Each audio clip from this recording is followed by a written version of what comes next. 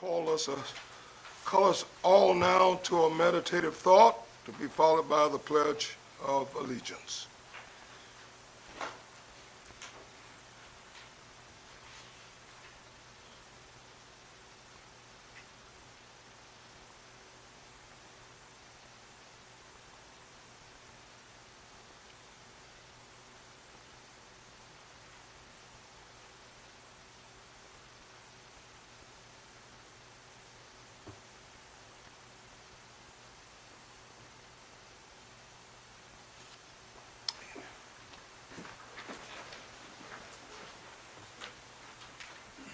Pledge allegiance to the flag of the United States of America and to the republic for which it stands, one nation, under God, indivisible, with liberty and justice for all.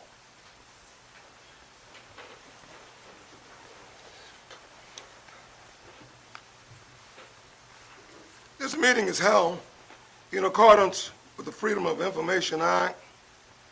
The news media has been notified and a copy of the agenda has been made available to the public. This meeting is open to the public, and the public is welcome to attend in person. All persons wishing to attend by virtual means may do so via YouTube, Sumter School District Board meetings, and Sumter School District Facebook page. Our vision: the Sumter School District is committed to educating, empowering, and enriching the lives of all students to reach their full potential. The mission for our district is: the Sumter School District is committed to providing a safe, nurturing, and high-quality educational environment that supports diversity and equips students for local and global success. I'm Ralph W. Candy, Sr., and I represent Area 3. I serve as chairman. Bonnie S. Disney Esquire represents Area 9 and she serves as the vice chairwoman. Sean T. Reagan represents Area 5, serves as our clerk. Sherry White represents Area 7 and serves as our parliamentarian. Daniel Palumbo represents Area 1. Brittany English represents Area 2. Tara Kaiser Johnson, Area 4. Matthew McLeod, Area 6. Jeff Zell, Area 8. And Deborah McQueen is our military representative. Our illustrious superintendent is Dr. William T. Wright, Jr., and our very capable administrative manager to the superintendent and the board of trustees is Ms. Shante Scott. Ladies and gentlemen, it is my pleasure to welcome each of you to this evening's board meeting. Members of the board, we have several items before us tonight that will demand our attention. However, as always, we should be very deliberate in our efforts and do what's best for the children of this district. The agenda is prepared and is presented at this time. If there are no objections, it shall stand approved.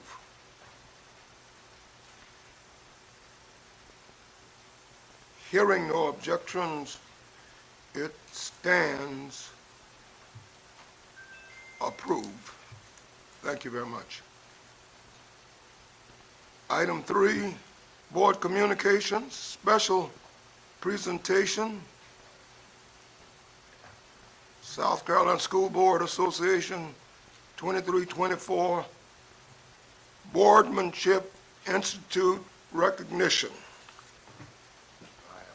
Mr. Chair, members of the Board of Trustees, if I may, would like to congratulate each of our several of our board members who have completed training. Board member and leadership training is a priority for the South Carolina School Boards Association. Established in 1982, SCSBA's Boardmanship Institute offers a year-round training curriculum focused on leadership skills for board members on state and national educational issues. We are always pleased to honor those individuals who have reached one of the 6 levels in SCSBA's Boardsman Institute. So we have several board members tonight that we'd like to recognize, and to assist me, I would like to ask our Chief of Schools, Dr. Shirley Gamble.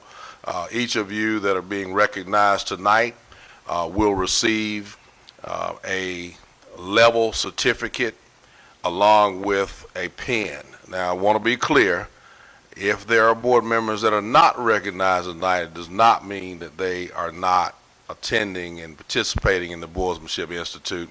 It just means that they're not at a level to be recognized at this point. Some of them are above the levels we'll recognize tonight. It just depends on where you are. But anyway, let's move forward at this time.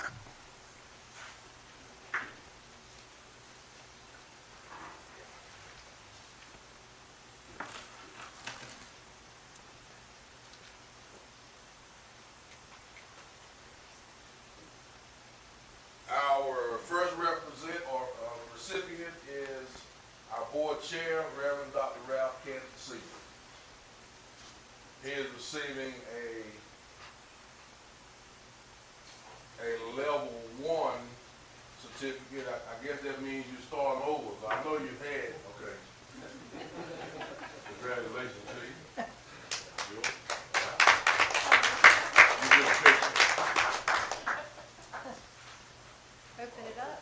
I'll open it up right here. There you go. So congratulations to you.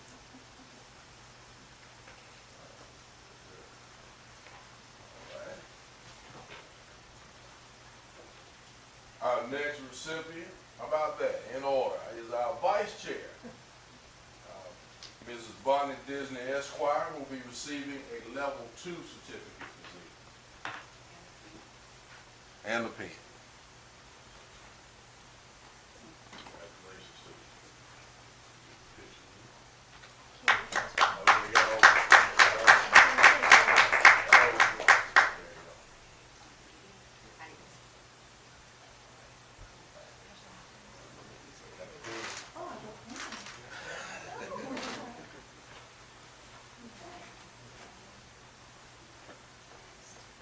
Right person doing the pen there. Our next recipient is Ms. Brittany English, who will be receiving a level 2 certificate.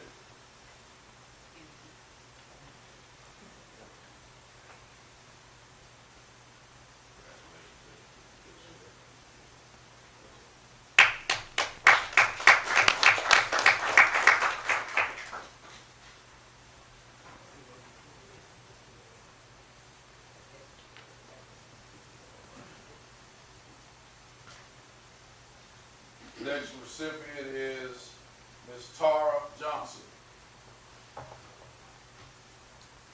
She's receiving a level 2 certificate.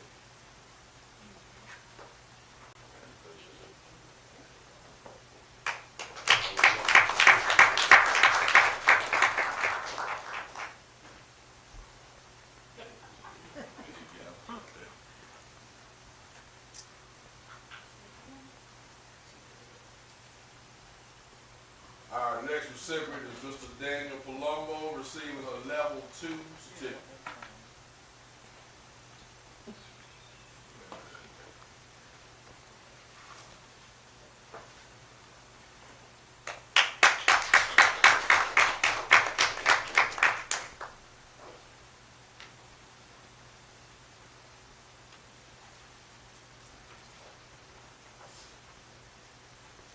next recipient is Mrs. Sherry White, receiving a level 2 certificate.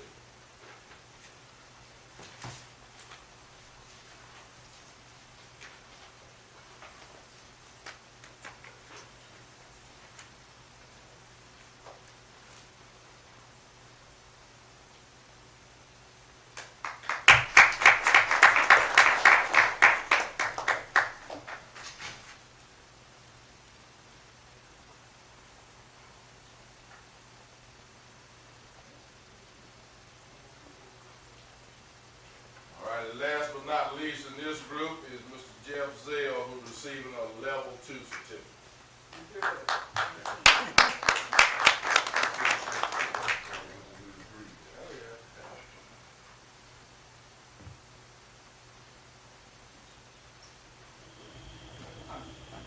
Thank you very much. Appreciate it.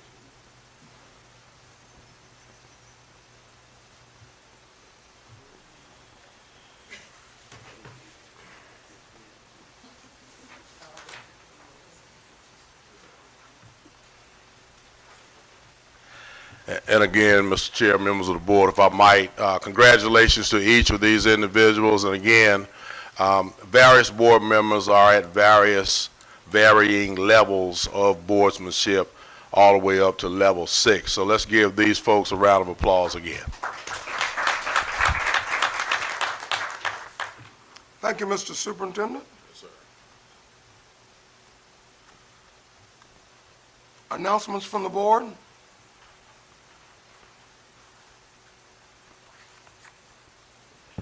Announcements? If there are none, committee reports? Mr. Chair, Yes, sir. I have a quick announcement.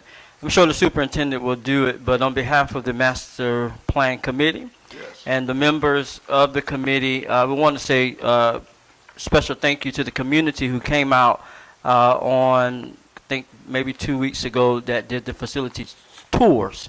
And we'd like to say thank you to those folk in the community that came out and visit those schools with the committee. Okay. Thank you. Thank you, sir. Announcements again. Okay? All right. If there are no further announcements, we'll now have reports. Mr. Chair, Yes, ma'am. the committee reports, correct? Yes, ma'am. I'd like to, all of you have been given a little summary of the committee meeting, and if you have it there, I'd like to go over a few things. I am so appreciative of our leadership here for always making sure that whatever topic we choose, it is done exceptionally well, and I so appreciate that. The topic this past Tuesday, which was the 21st, the first one dealt with a principal in a school that had received blue ribbon achievement. And so Dr. Haggerty came before us, in my words, to sort of tell us what his beliefs are and how this school pulled together for this achievement with the children and the parents. And so my first paragraph is about that. But I'd like to tell you the most important thing, I believe, is that he had certain beliefs that he espoused and believed and lived to help his school and his students. And I'd like to read these to you because I believe this is a way to achieve. His first belief is that every moment of every minute matters. Number 2, a belief that achievement must abound.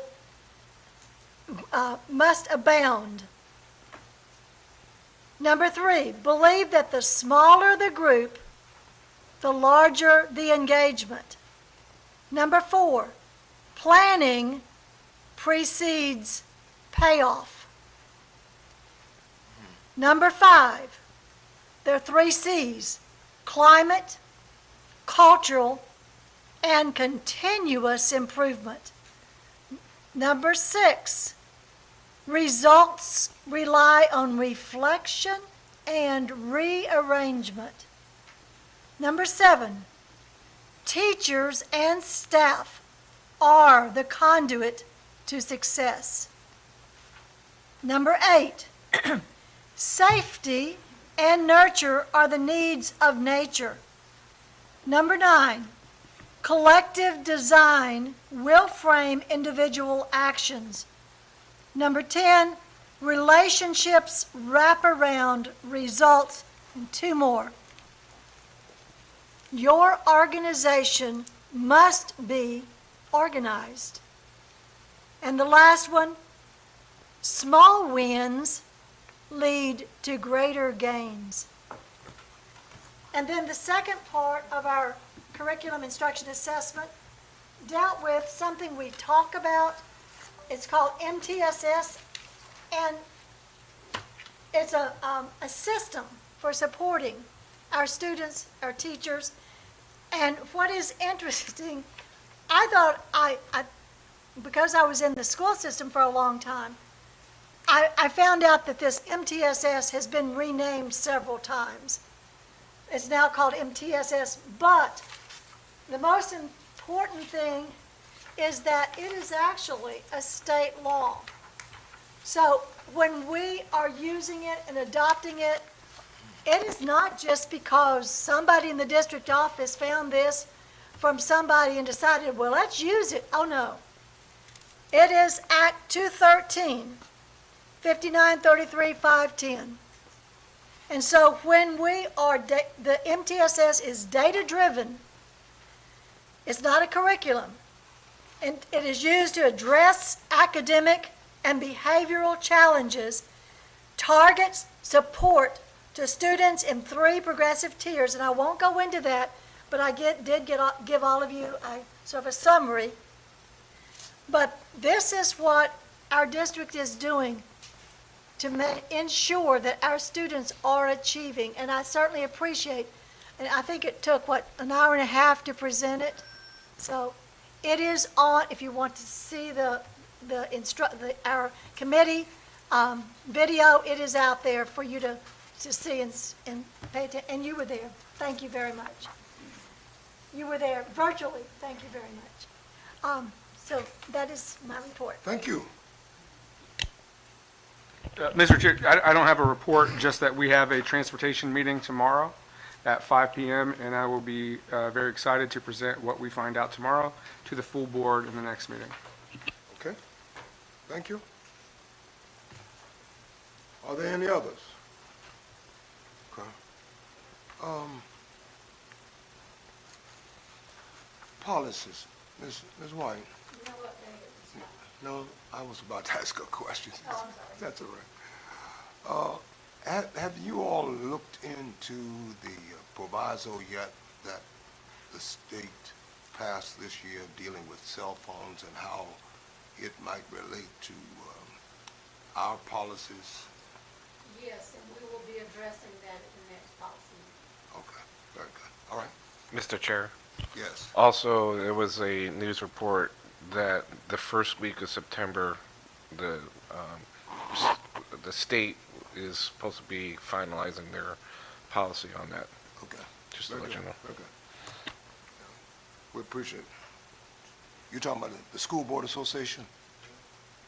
Are you referring to the state board? This is state board. Okay. Yeah. Thank you very much. So I guess we would, you will know They'll model the language for us. That's great. All right. Thank you so very much.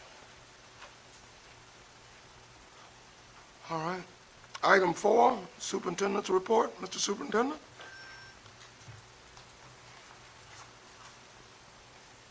Mr. Chair, members of the board, we have a few items tonight that we need to present. I think the first one is a discipline report, update on discipline, which will be done by Mr. Samuel Myers.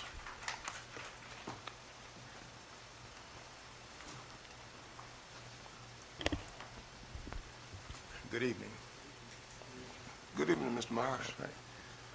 There was a request in reference to discipline as to providing an update. We found information, and we utilized 22-23, 23-24, and 24-25 for the first 17 days of the school year. And the first category being fighting. In 22-23, we had a total number of incidents of 138 for the first 17 days. 23-24, 102. And as of the first 17 days of this school year, we have 20, so that's a decrease of 80%. And from 23-24, there was a decrease of 26%. So you see those instances are lessening and not occurring as frequently as they did, say, 3 years ago. And that's a piece to not to be proud about, but we're pleased because if we can get it to the point where we have no fight, that would be an admirable piece. Our second category being basic incidents themselves. In 22-23, and the basic incidents could be a category of things, could be a plethora of things. In 22-23, there was 1,180 incidents. 23-24, there was 1,007. And the first 17 days of 24-25, we're at 657. And that's a decrease of 34.7%. Anytime we're getting a decrease of any kinds of instances like that, as I said, it's a pleasing thing, but we want to ensure that we can do as much as we can to derail a lot of that, of the different kinds of things that do occur. And our third category being weapons. In 22-23, we had a total of 13 incidents. In 23-24, we had 1. And for the first 17 days of this school year, we've had 2. So the difference in itself, percent of decrease is close to 100%. Those are the categories that we've cited, and we've shared that with you.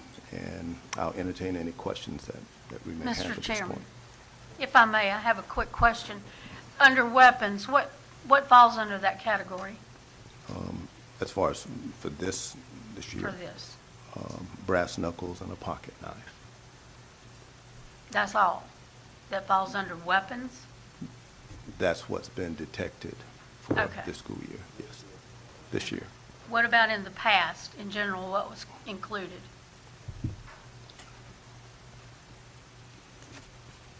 Knives, guns? So if I may, are you asking what is considered to be weapons or what? Yes. Okay, Okay. okay, that's a Yeah, different, not- that's a different yes, question. I'm sorry, not what was detected. What falls into this category, what is considered a weapon? It could be a number of different things. A screwdriver could be a weapon. It all depends on what a student may have on him or her. A pocket knife. You could have an Eagle Scout who forgot to remove something from his bag. So it could be a variety of different things that could be classified as a weapon, and we leave the administrators that piece so they can designate how that is categorized or classified, if you will. Okay, thank you. Mr. Chair. A couple of questions. Like for this year, specifically this year, those two incidences, was it through the metal detectors or was something else? Through metal detectors. Okay. And with the decline, would you, for the progress that we're having, would you throw that up to partly is the metal detectors because you guys are, with the decline of disciplinary issues and fighting and stuff like that, because you guys are being more proactive, would you say partly, not all of it, but at least partly, was the progress of actually having the metal detectors and taking the time and looking through bags and all that, that the kids are like, okay, they're serious about this? I don't think that we can we're talking about apples and oranges many times when you talk about whether metal detectors can deter fighting or something in that category. I don't see where that has a correlation. Many times things happen when there's something in the community that arises and students are past the metal detectors before any of that may surface. So I can't say that a metal detector has deterred any outside interferences from a community or anything like that. I can't. Yeah, can't say that. I understand what you're saying. I'm just saying because you have more administrators out there that kind of basically deters people fighting and acting up, because you have all the administrators that are walking around the building and they're near the metal detectors. So to me, I would look at that as, and I'm not saying all of it, but there is like you said, a correlation there potentially that could be, because there's more administrators walking around in that situation. So noted. Okay. That's it. Thank you. Thank you. Are there other questions? Yeah. Mr. Myers? Yes. What was those numbers for this year, for the first 17 days again? Can you repeat that for me? Which category? I think it was the first Fighting? category. Yeah, Fighting? You want all three? Yeah. 138 for 22-23, 102 for 23-24, and 20 for the first 17 days of this school year. So, you're saying there was a 23-24 last year, it was 102 fights the first 17 days. And you're saying now we're down to only 20 fights? Yes, Through the whole district? yes. Okay. Thank you.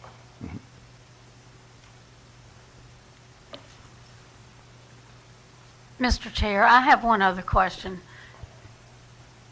Mr. Myers, something is kind of sticking with me right this minute, is for last year, the 23-24 reporting on weapons. I myself reported 3 incidents to the superintendent, and in each case, there was indeed a weapon. And I got the report back on the matter. So that's 3 cases right there that I knew about, that I know were confirmed that a weapon was involved. So your number is 1, so I'm wondering where the disparity is. Was that the first 17 days? Good point. Thank you very much. It may not have been the first That's right. 17 days. That's right. Yeah, I think one of them may have been, now that you mention it. But yeah, the others, you are correct. Thank you for that, Mr. Palumbo. The other ones were probably outside that window. Right. Thank you. Okay.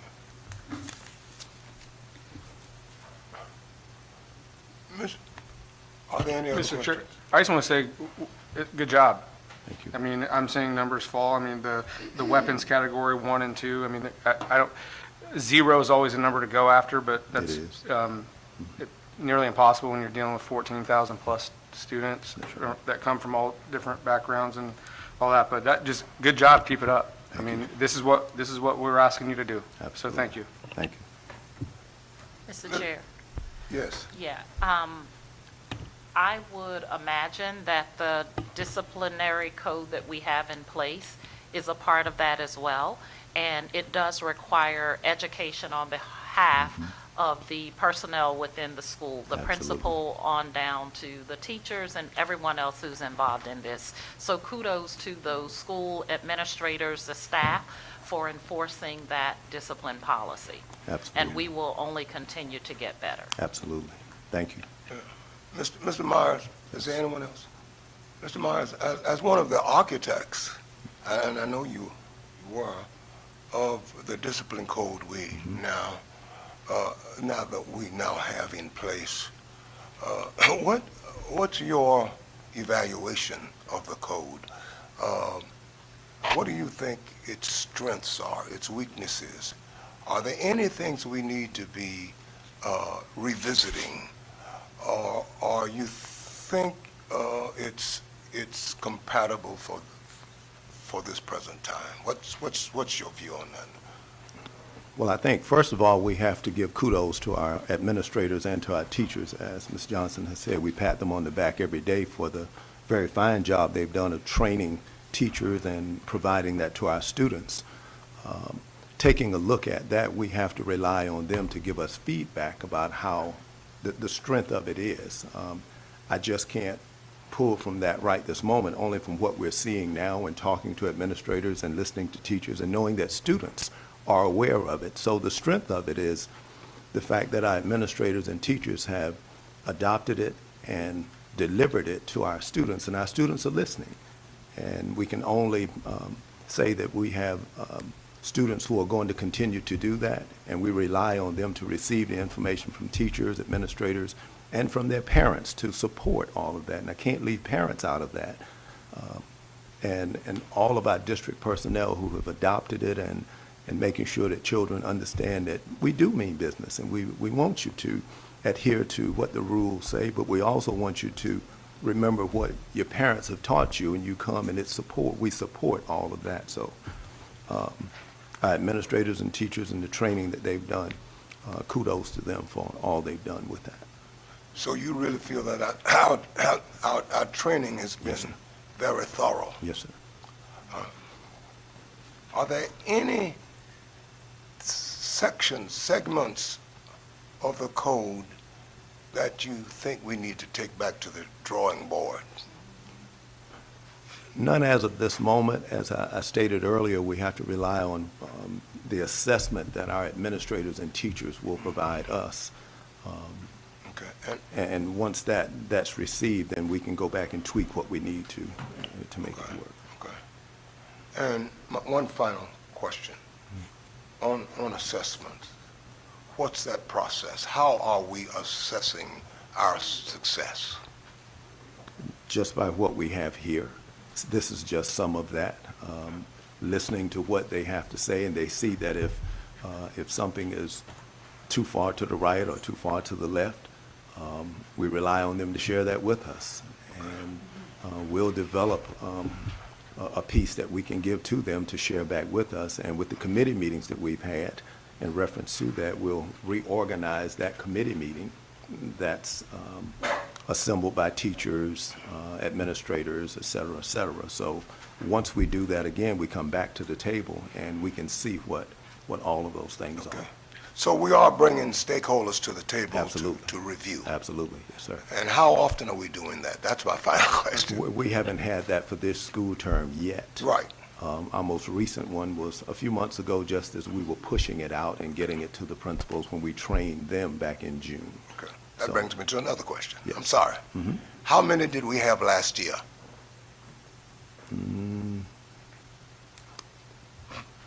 5 or 6, I believe. 5 I or know 6 they- reviews? Yes. Okay. Right. So we'll probably have as many this Yes. year. Yes, sir. And wherever it's identified that we've got a critical area, those things we will begin to address. Yes, sir. We Okay. will. Right. All right. Mr. Chair. Okay. Yes, sir. Mr. Myers, what system are we using to pull this information from, these numbers, the disciplinary? We go to Power School. They're from Power School? Yes. Okay, Mhm. yes, sir. Thank you. Mr. Just to follow up on what you said, when should we expect the next committee to form and have some refreshed numbers? When should we expect that? We haven't decided that yet. Okay. I'll get back with the initial committee, and we'll have something, we'll have a way that we can put that together. We'll get that to you. Yeah. Mr. Chair. Yes. All right, how are the members of the committee chosen? Do you have a full spectrum, teachers, administrators? Across the board. Across, but Yes. how are they chosen? I don't remember the exact process, but we needed to get a wider range of teachers, administrators, district level personnel.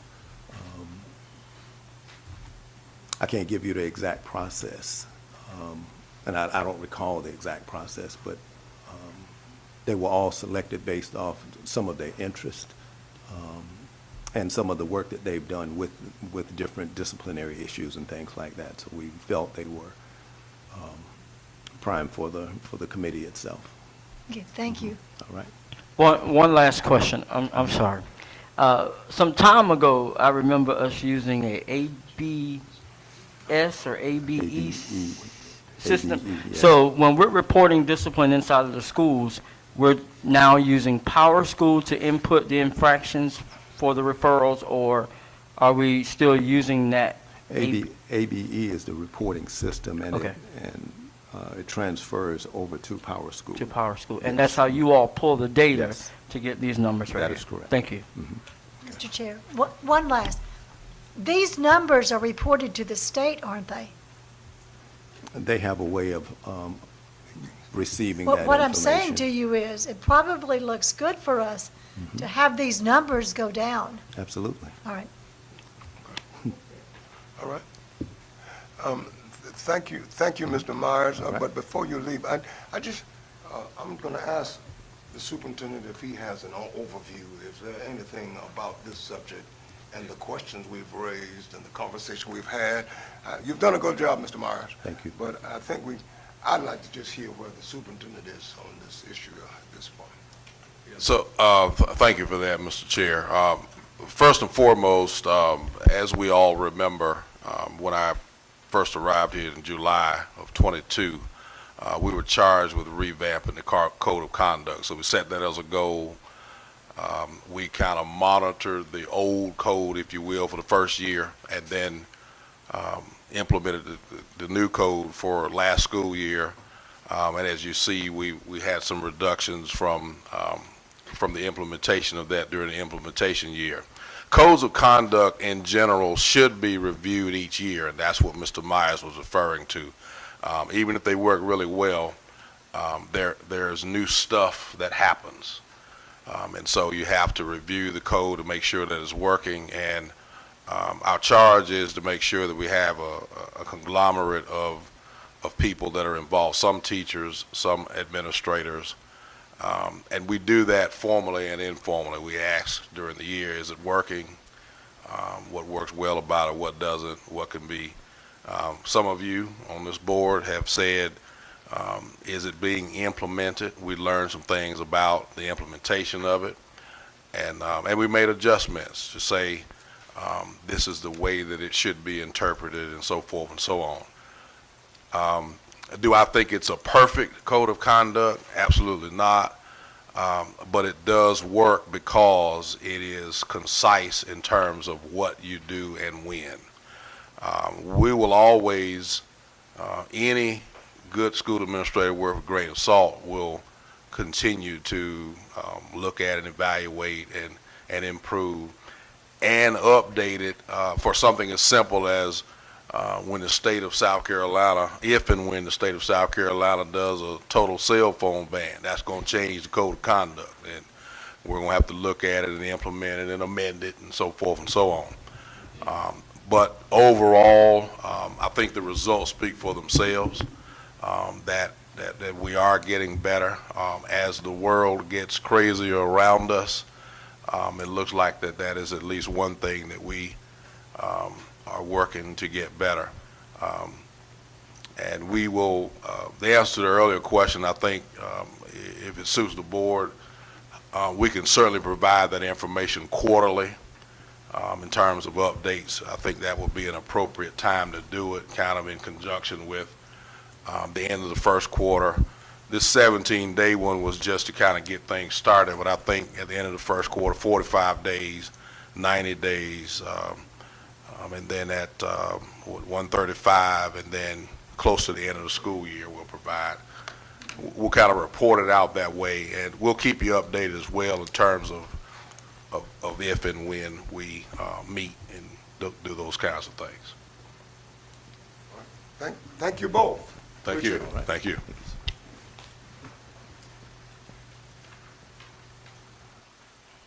All right.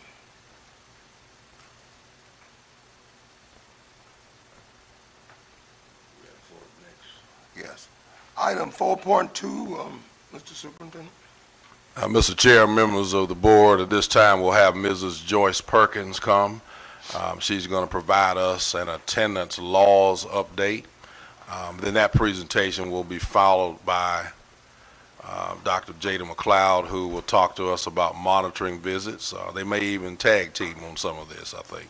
That's what's going to happen. Greetings, ladies. Thank you so very much for coming before us this evening.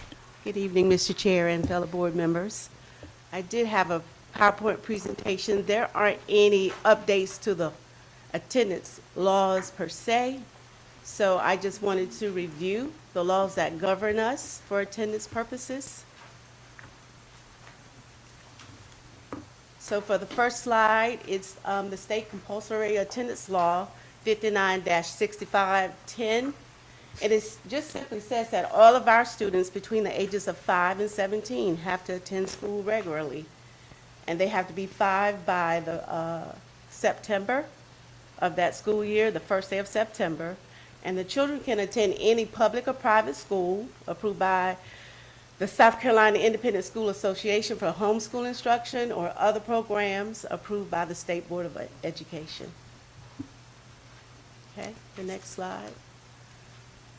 Regulation 43-274, student attendance. This defines what truancy is. And our students are truant between the ages of 6 and 17 who accumulate 3 consecutive unexcused or unlawful absences or a total of 5 or more unexcused or unlawful absences. Truancy only refers to a full day of an unexcused absence. Excused absences, suspensions, early dismissals, late arrivals do not count toward truancy, but they do count toward our chronic absenteeism rate. There are attendance requirements. Attendance means that it is the presence of a student on days in which school is in session. Any calendar day, even on our half days, we expect our students to be in attendance.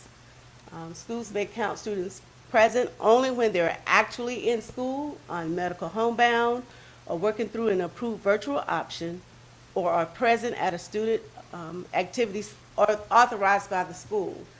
In order to appeal to our parents, Ms. Scott, if you would click the SSD, we created a flyer that was given to all principals, all building leaders, so that they can post on their website and that they can share with their families, that defines attendance, what's excused, what's not excused, how many days a student can be out of school, which is 10 in a 180-day calendar year.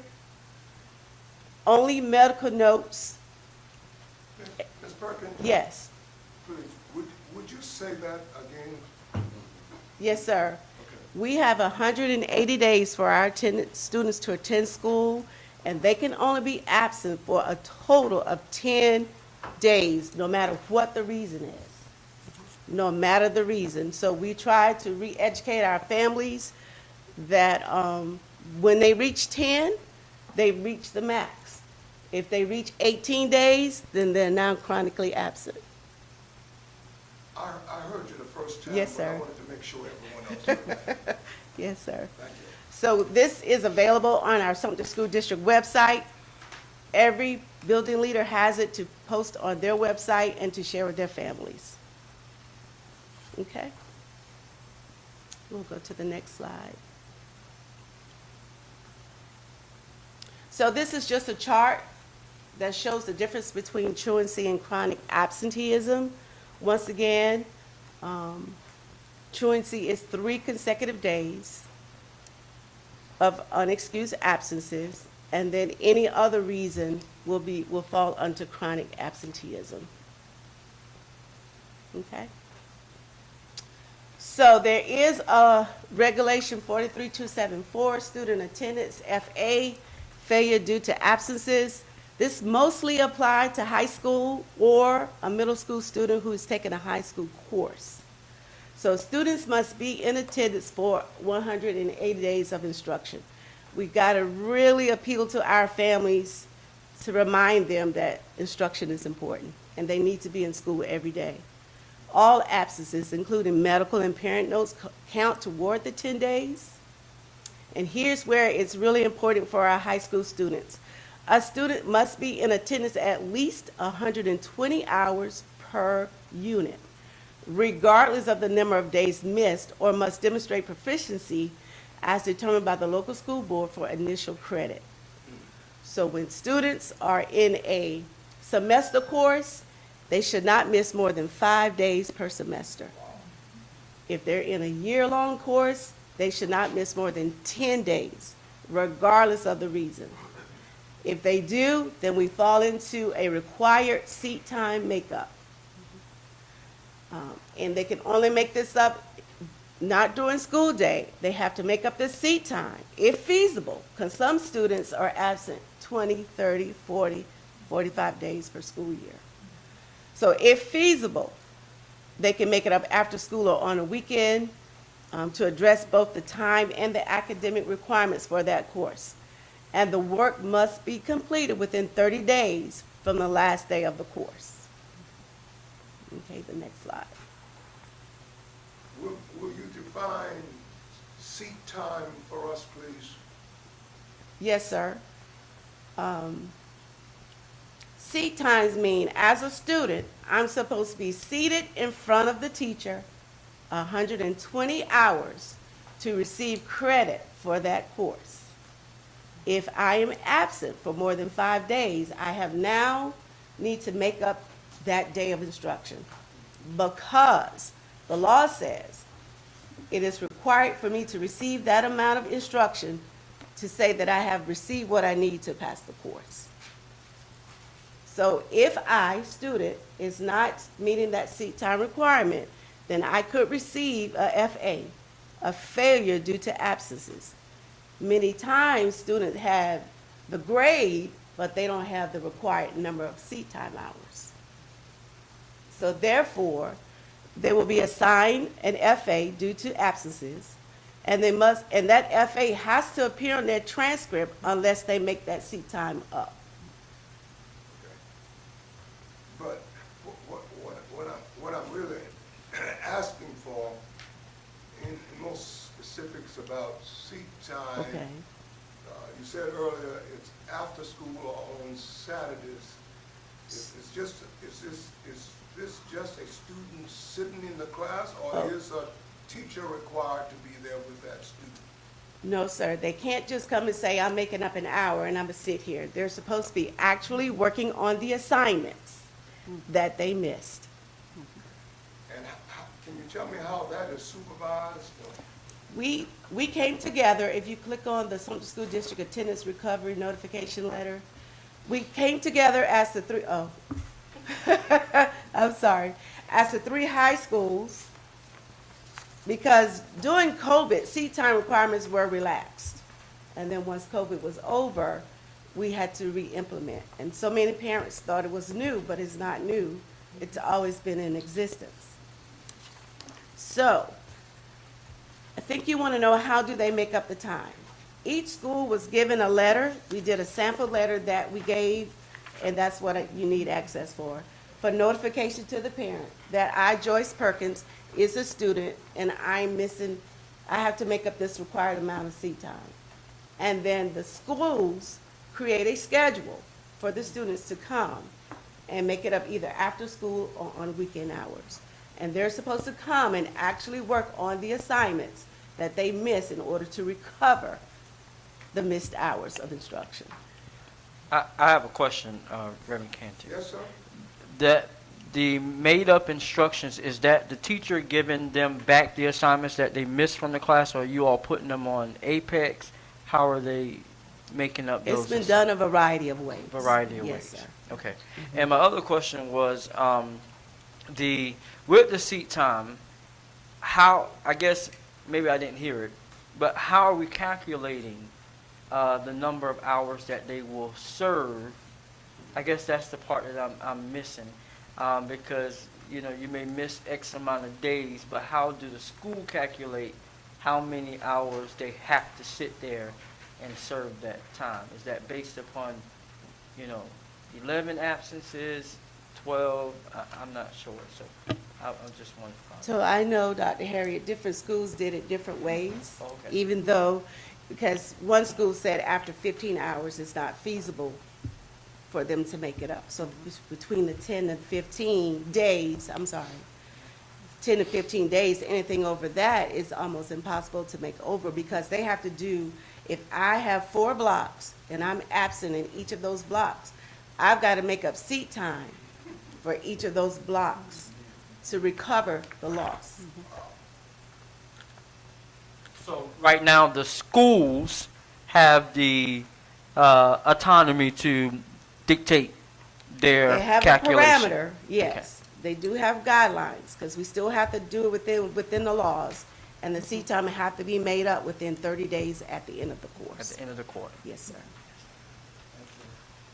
Mr. Chair, I do have a question. As far as a teacher having oversight over the seat time, is that coming out of our regular teacher salary dollars, or is there special funding for that?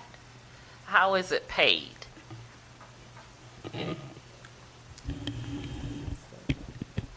It depends on the school. We have been using ESSER funds.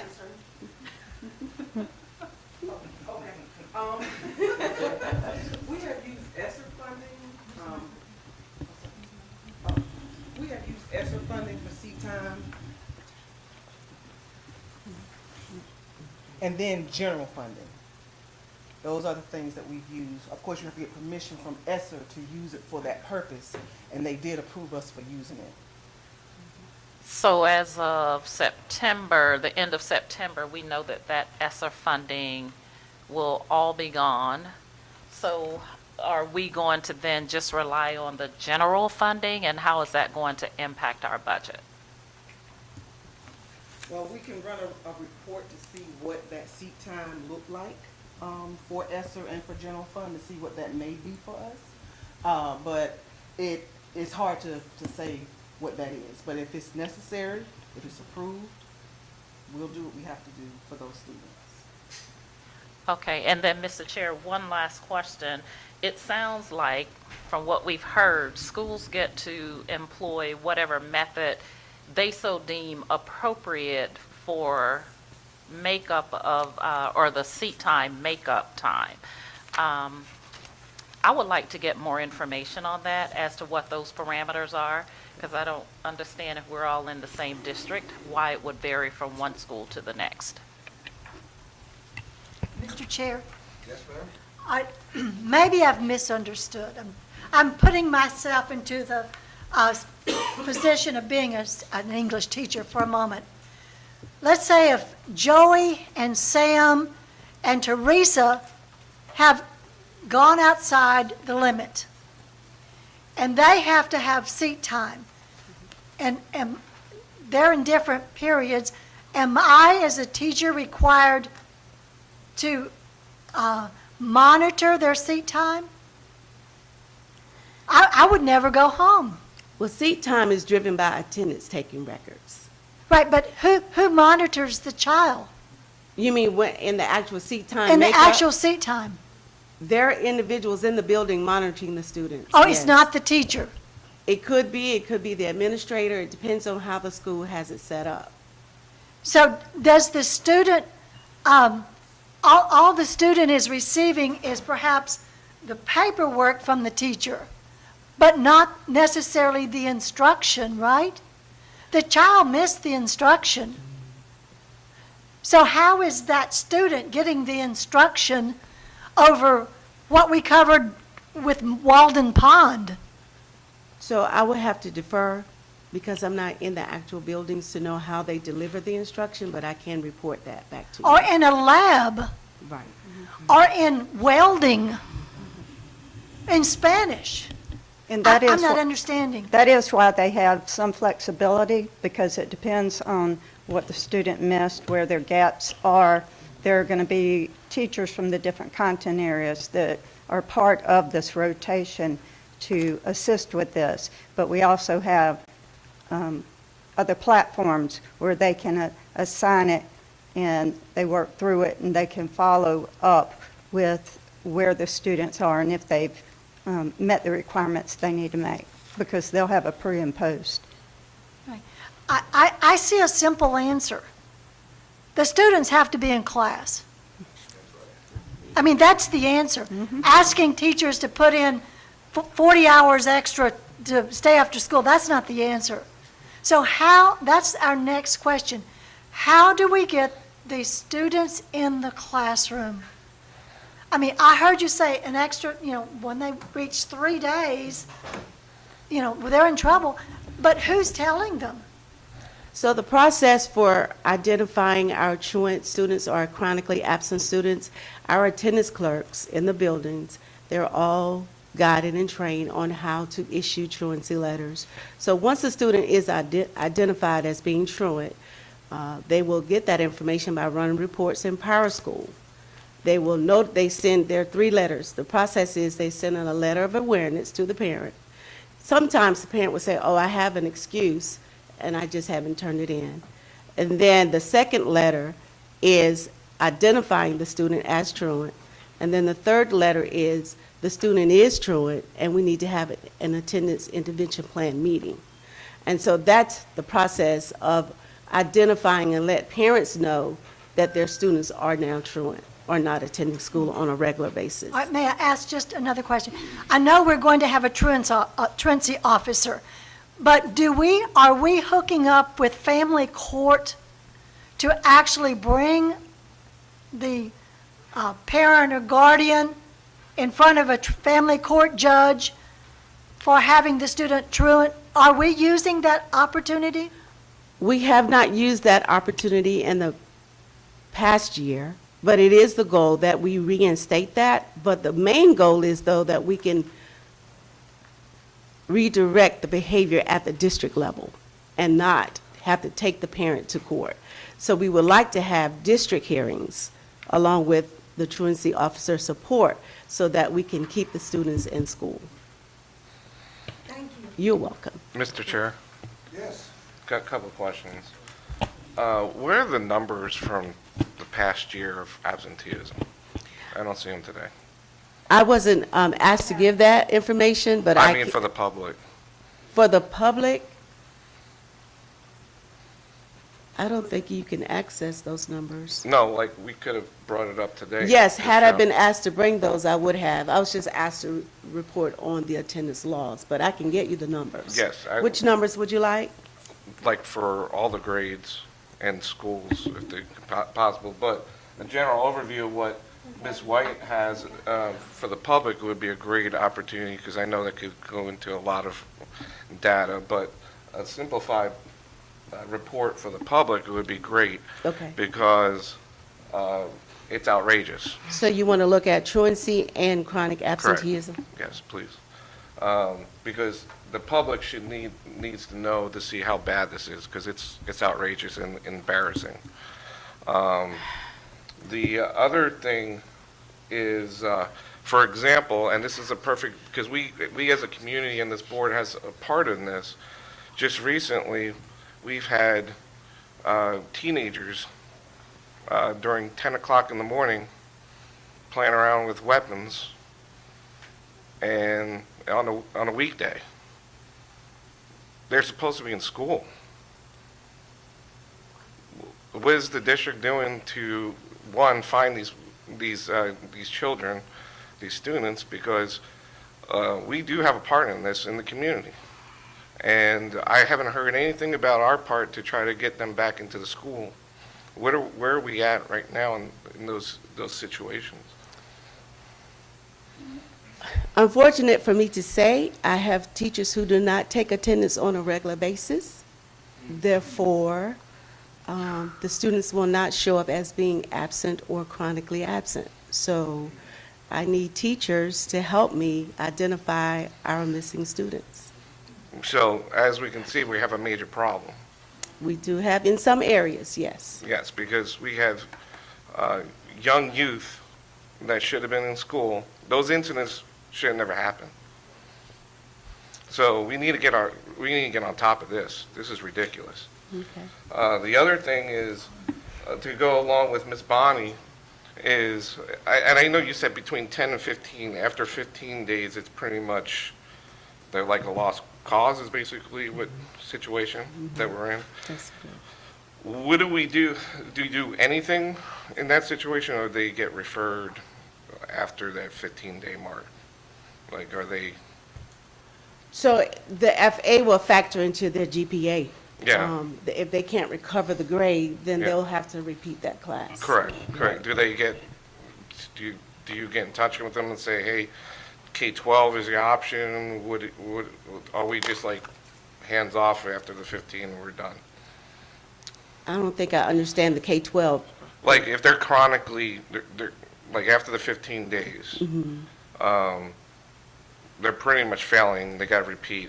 What, are they trying to get them back into the schools? Because they're not learning, they're already been 15 days past, so. No, we're not dismissing the student from the district. Okay. We're just going to help facilitate them either retaking that class or recovering the credit. Because that's kind of goes with the courts, because if you're getting to that point, we gotta enforce the law.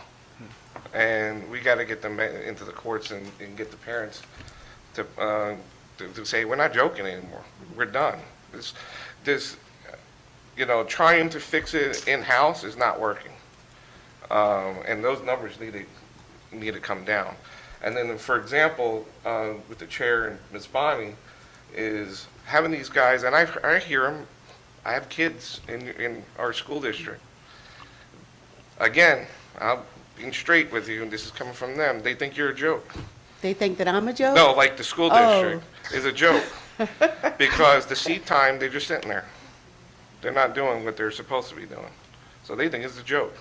Because we don't have Spanish teachers teaching Spanish during that time. We don't have shop teachers teaching shop.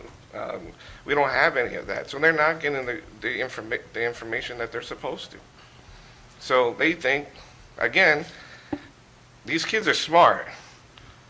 They think this is a whole joke. You guys are not serious at all. And they're going to get their degree, their diploma anyway. They don't care. And so if I was in your position, I'd be like, okay, they think I'm a joke. We're going to see what we can do and try to tighten down this, because that is ridiculous with some of the numbers that the public needs to see how bad the attendance is out there. Well, one thing that, and I hope I'm not overreaching, but we're not punitive in nature with attendance. So there really isn't a recourse for students not attending school. Okay, so what you're saying is, again, not punitive. I get that. Like, we're not retaining students that are not coming to school. They can miss days and continue to be matriculated to the next level. So we can't just look at one area. We got to look at attendance across the board. What are we going to do to help our parents see that we're serious about attendance? Okay, and like I said, like Ms. Bonnie brought it up about the court system. That would be a wake-up call to them. Excuse me, I'm sorry, I need something clarified that was just said, if you don't mind. Sure. How, if these students have chronic absenteeism, or they're just flat out truant, because I'm looking at the lowest number for a high school last year for period absences was over 28,000 periods were missed.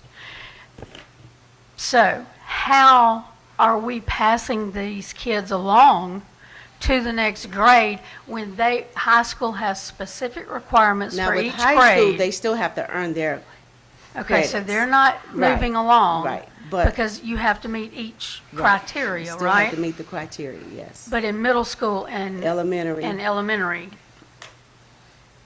one reason we have fifth graders that can't read at a first grade level. Okay, thank you. You're welcome.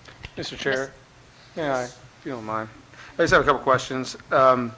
First, I'm very interested, back to the point, how much this costs. What is it?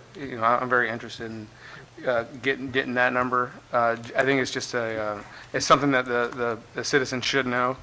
I know we had, last meeting we had, I think it was a couple $1 million in overtime last year, something like that. And I'm not an overtime stickler, but I think that we should have there should be a clear understanding of where those dollars are going in for what. And so I would, if, Mr. Palumbo, if we could, on the Finance Committee, ask those questions, I'd appreciate it. So that was more of a statement, sorry, not a question there. And I guess one of the questions that does come up is, what happens, and I know, I'll reframe it.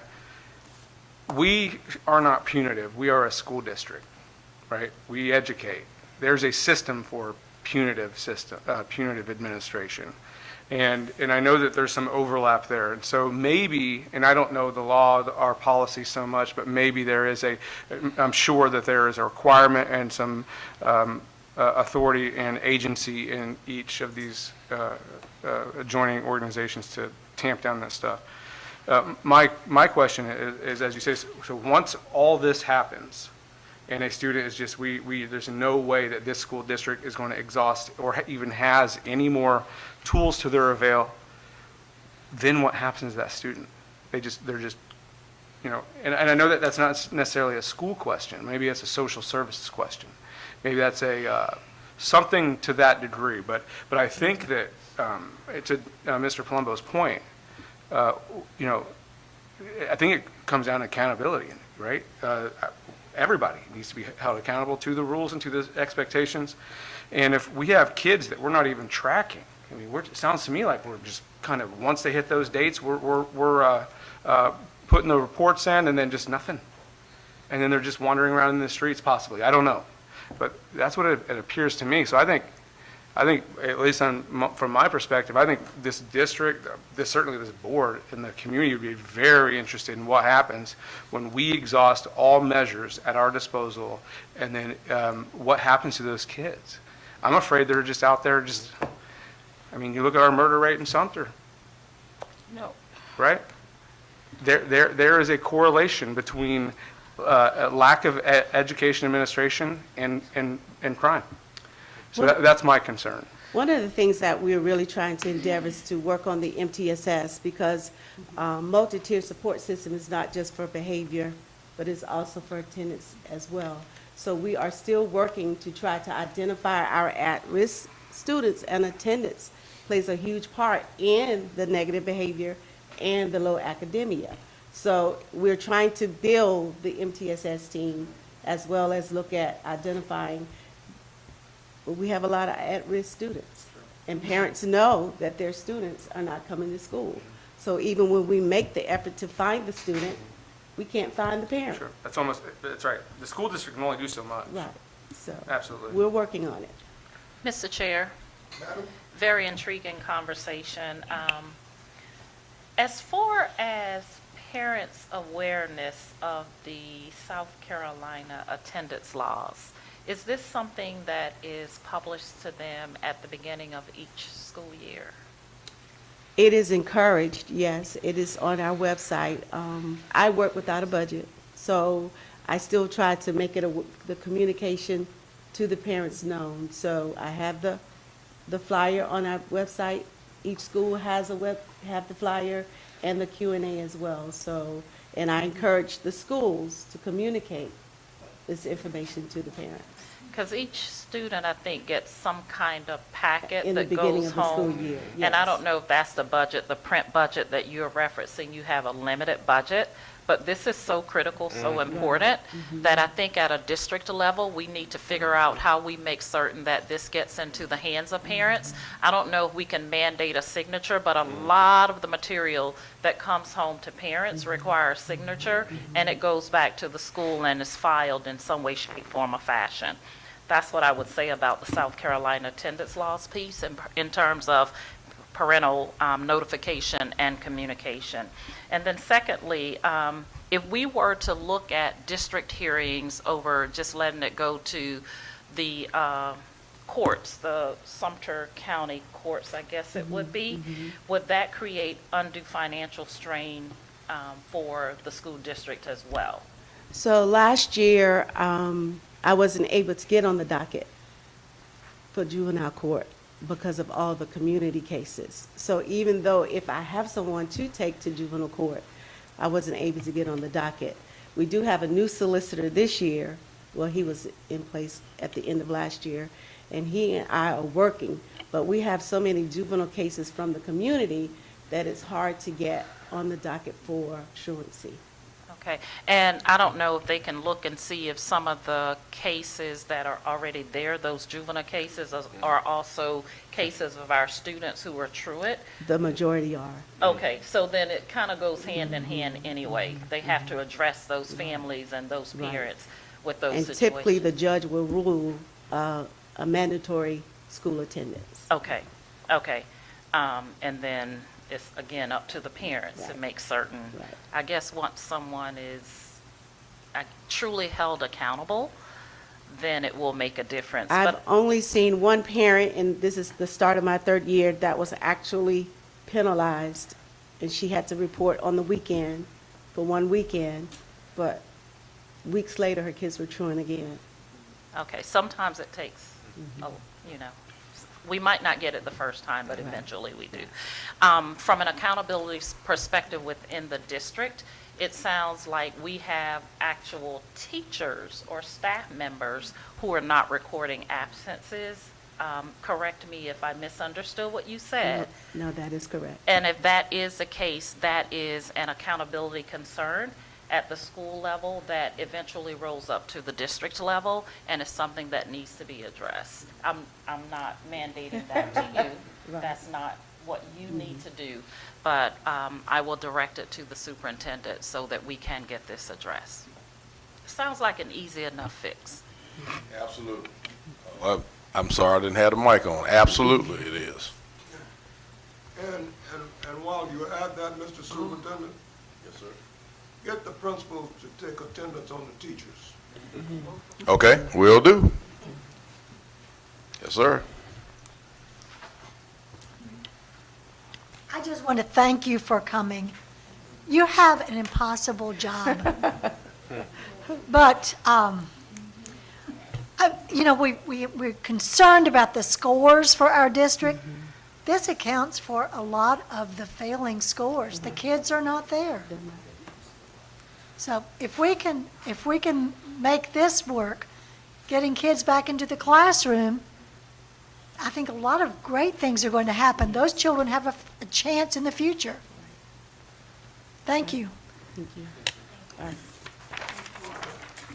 Ms. Perkins, thank you so very much for your report. Yes, sir, thank you.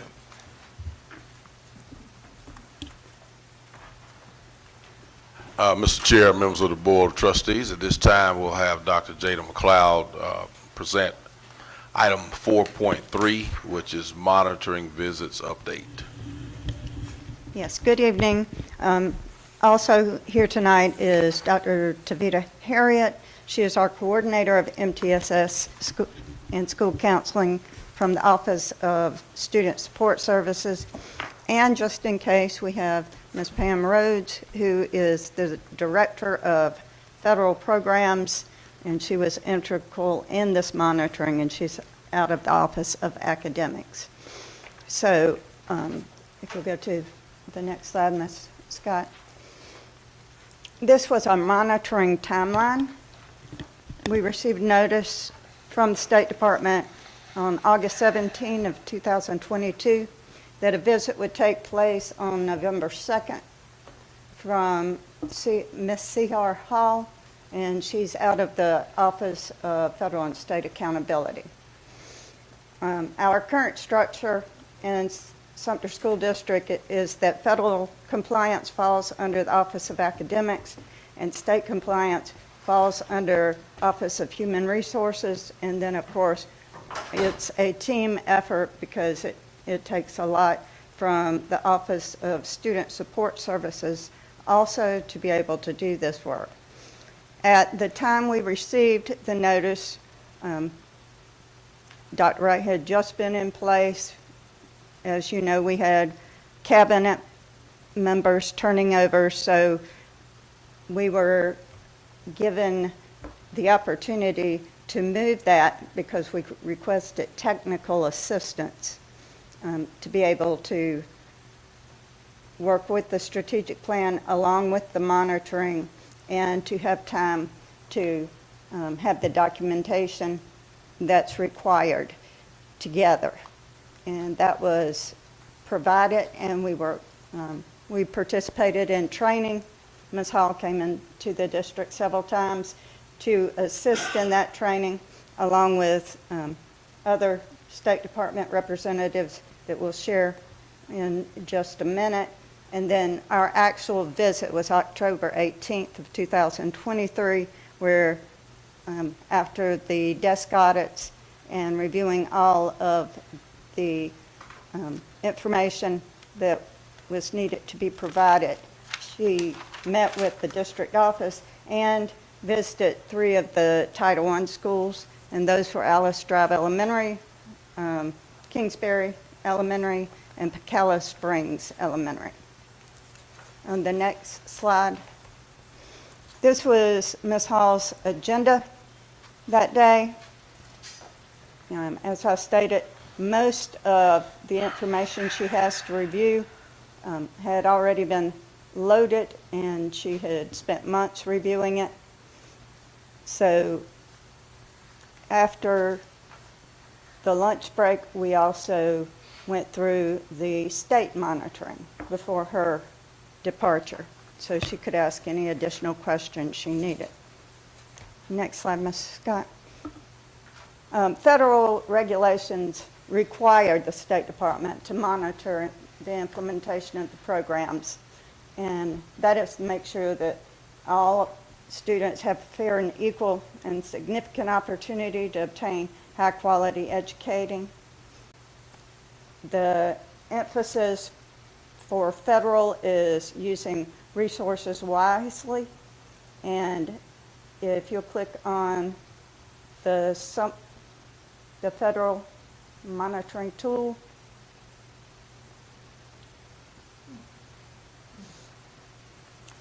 the monitoring tool was 63 pages with hundreds of items to review. This is the first time Sumter School District has been part of the consolidated monitoring.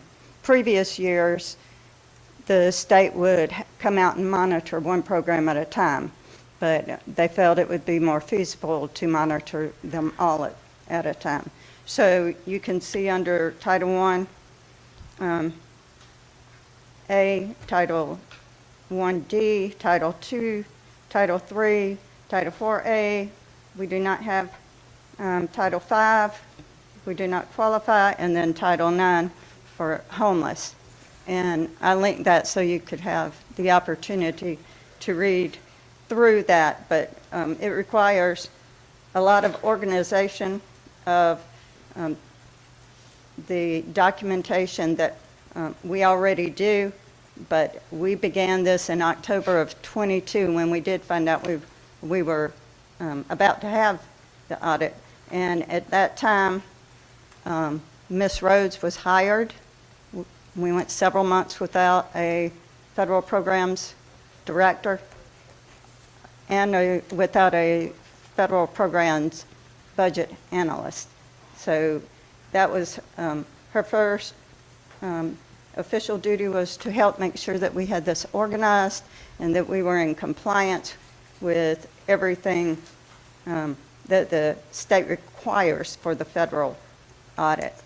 And after 63 pages and hundreds of documents and many meetings, if you'll go back to the presentation, you can link on the official letter, the district federal program summary letter that was provided. And you'll note in it that the district's plans met the required elements of the monitoring protocol, resulting in an all-clear rating with no instances of non-compliance. Since that time, our federal programs team has been matched with new federal programs people across the state to serve as mentors and to look at the structure that we use. This was provided right after the letter was received. So, and that is linked for you to review. Then if we go to the state, which was next.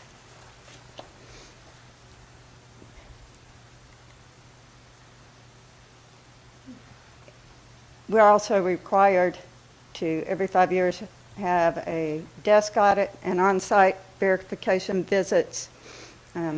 And this audit is more about how the organization is structured and runs. So it takes in all areas, different departments in it. So, Ms. Scott, if you'll click on the state consolidated monitoring tool, the first one.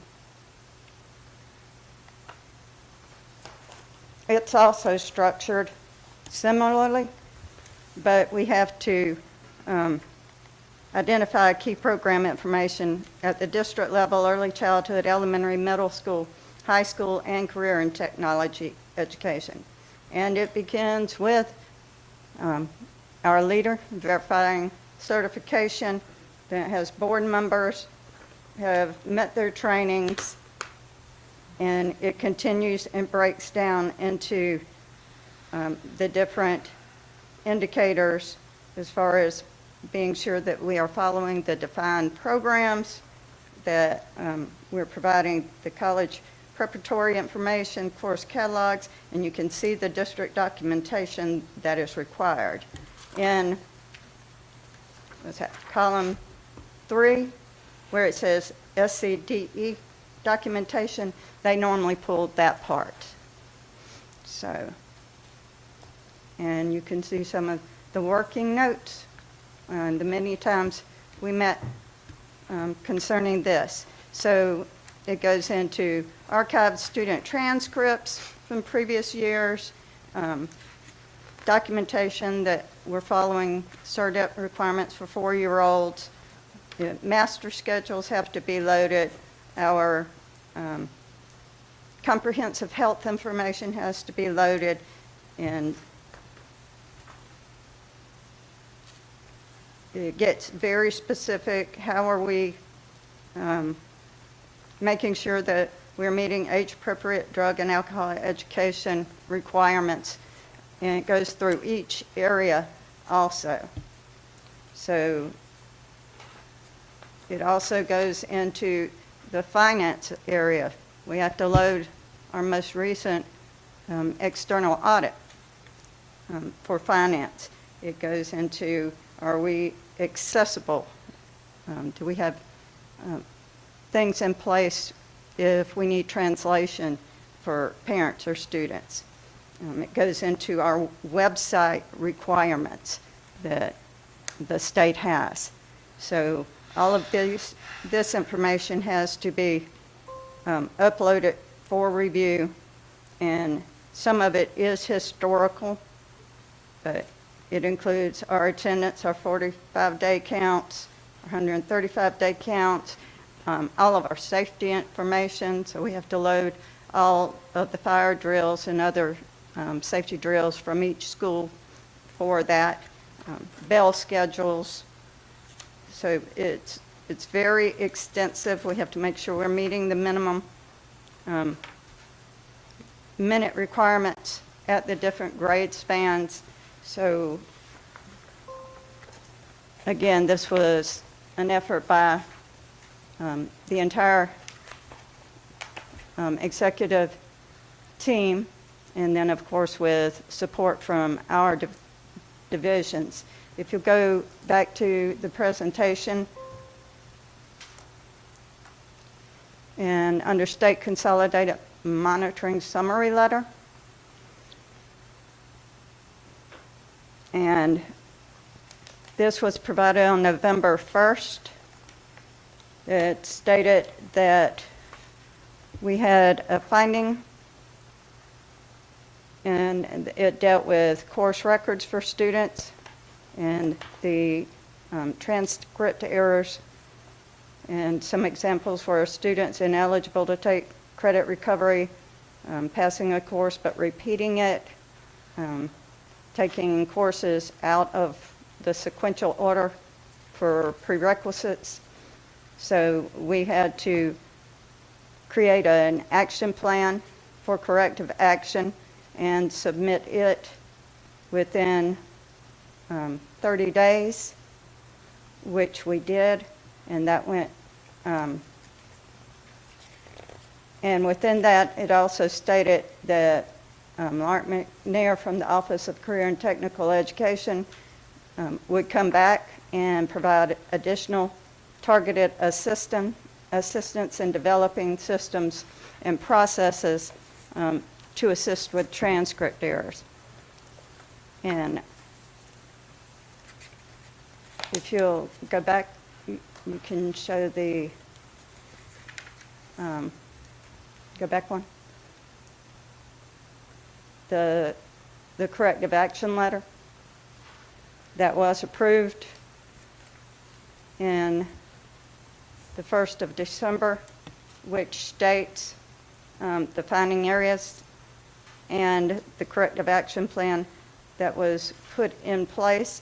This happened to be at the time that Dr. Harriet also came on board, October of 2022, and I'm going to let her share some of the trainings and some of the things we've put in place to be able to address the transcript areas. Thank you. Since I took this position, we hit the ground running. So we asked Ms. McNair from the State Department to come offer support. In doing so, she did what we call a soft audit of random transcripts to show us what we needed to work on. In doing so, she's been back numerous times. We asked for feedback from each individual school to see what needed to be addressed and how to do so. We've created trackers for each schools to have systems of checks and balances. We have monthly, this year, face-to-face meetings for our counselors by level to offer them the support in the areas that they needed the support in. So we're trying to be very intentional about supporting them, filling in the gaps, and making it better moving forward to support our students. I have a question, Reverend Candy. Should we wait to the end, or we can ask it now? Okay. All right. This letter that we're looking at was from 22-23, correct? This is where the transcript, so this is the year that the transcript errors occurred. Yes, the 22-23 school year was the year they were looking at. Okay. And so with that information, I guess the corrective action plan was the thing that you all had to roll out to prove how we were not going to. So did we see any of that occur for the 23-24 school year in terms of the counselors and their errors on transcripts? Have we seen that this particular year? I know we're talking about 22-23 and we did a corrective action plan, but are we still dealing with that issue, so to speak? Honestly, we are a work in progress, but we are moving in the right direction. Again, when I came on board, it was a combination of leaving a high school building, jumping into this role, receiving training for MTSS, finding what the supports were, and again, I came on in November officially. So the model of counselor meetings were already set. This year, again, we've moved to a more intimate model where each level is getting what they need intentionally. So we're trying to look at all of the gaps that we've had, how to close them, and better support our counselors in those needs. So will I say we're 100% better? Absolutely not. But are we getting there? Yes, sir. I certainly believe you. However, can you tell me how that model for counselor meetings look like now that we're working towards, correcting those things? Can you share what that counselor meetings look? Is it monthly? We are monthly. First week of the month, Tuesday, Wednesdays, Thursdays, from 9 to 11:30 a.m. face-to-face. And I allow them to tell me other means of supports that they need. I don't just assume that anyone knows anything, but I ask questions. We model. We support each other. We ask questions with each other because somebody may know something that another person may not. But we don't know until we have those open discussions and support each other. Do we do transcript audits? Absolutely. We do them quarterly. I just sent out an email stating when the transcript audits will be. I sit with them. I take a stack. I don't ask that they audit their own because you're comfortable with them. So just trying to be very intentional in how to support them. Again, there's a lot of different pieces to this. It's not just human error. Part of it is scheduling. We've had changes in positions, people, leadership. There's a lot of other factors. So we've just looked at what those are and how to stand in those gaps. Right, and you made a valid point. How many new counselors do we have or have we hired? And particularly high school level wise. Are we dealing with any new counselors in our high schools? I know my team. Yes, sir. Okay. We have a new high school counselor that transitioned from middle school. We have a new high school counselor that is coming to us, back to us, that many years ago was a high school counselor. So just getting in the mindset of how we support each other and communicating with each other, not working in isolation or in silos, but again, supporting each other because we all have some of the same issues to address. All right. Thank you. Thank you. Mr. Chair, Yes, ma'am. you know, we all want to solve a problem here. Would it be possible if we had more counselors that this might be, I know I have heard that there are some counselors who have 500 or whatever. I don't know. I didn't go fact checked. But I know when I was taught at Sumter High School, I know that I heard them say something like sometimes we have 400 or 500 kids. Now, I don't care how good you are. There will be mistakes when you're having to fly by the seat of your pants. Now, could this board, could this district help solve this problem if we need more counselors? Should we consider that as a possible need? Thank you. I will never turn down the opportunity to get more counselors. We are above the ASCA model. The ASCA model does state 250 to 1. Realistically, where we are today, that's not very common. We don't have any counselors, to my knowledge, that has a caseload over 400, or even, if I'm not mistaken, right at 400. So we're close, but again, I would never turn down the help because we're doing more than just the guidance piece at this point. We are truly touching on other aspects in supporting our kids for academic success. Question. Question. Yes. Question. Question.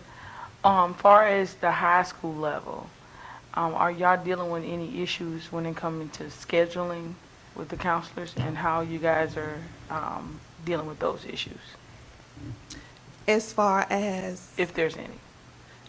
all schools have scheduling issues, again, that's a combination of human error and or technology, but each school that may or may not have had errors or any issues are working through them currently. Absolutely. So, is that, well, as far as on the high school level, are you able to say which high school is having the most issues right now with scheduling? And I wouldn't say any one school has more issues than others. I will say they all have different issues. They all But have different. again, it's a combination of different things. does it have anything to do with like a counseling? Because you said you can use more. Is that a problem at the high school level? A problem as in not having enough people. Yeah, and yes, enough counselors or 2 out of 3 are fully staffed in those departments. So again, it's a multitude of concerns or things that we are working through. But all schools can use more counselors. And well, one last question, not to just put out there, what school is not fully staffed with counselors? Out of the high schools, which school? Crestwood High School. Okay. Question. I'm assuming when the auditors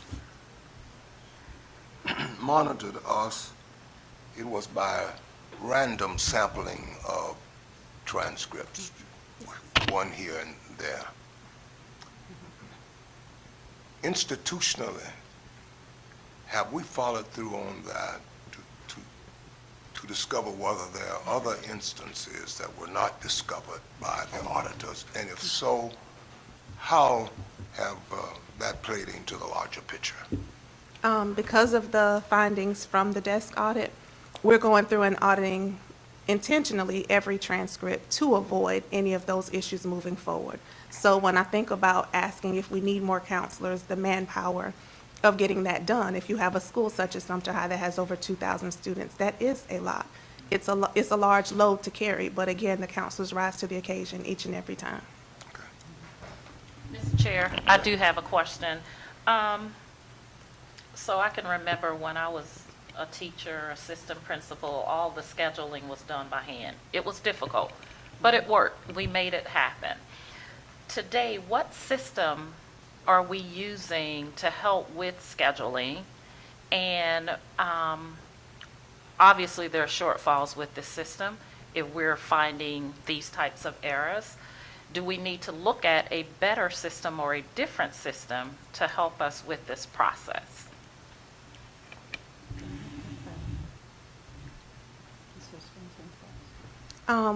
Again, to stand in the gaps, we are looking at the systems that we're putting in place currently with hand auditing transcripts. We have trackers where we are all just kind of updating the needs of the students, not just academics, but even if there's an attendance issue. So we're looking at being preventive, catching it early. If there is a need for seat time, if we've already gotten to the point of an FA, what supports do we put in place to catch it as early as possible? Again, nothing is perfect. There is no system that is 100%. But as we come across other issues, we try to address them at that point. What is the name of the system that we're using? We are currently using Power School to schedule. Do we know what other schools in the area, are they using Power School as well? Do we know what they're using? Power School is a state program, platform. Okay, and is that the only option, or is that the option that is most cost effective, or that we don't have to pay for at all? Oh, yes, we still have to pay for parts of it. It's not a mandate that's fully funded, but they are making advances with Power School, and the state is bringing on some supports. This is not unique to Sumter.